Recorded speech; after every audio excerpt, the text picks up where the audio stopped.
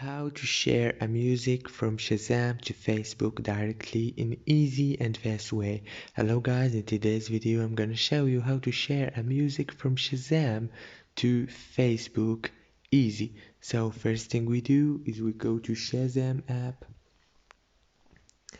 and now let's go to charts, and let's just choose any song here like this one, and then click here on this icon in the top. And here you go, you have the option to share it to newsfeed or your groups on Facebook, and that's it.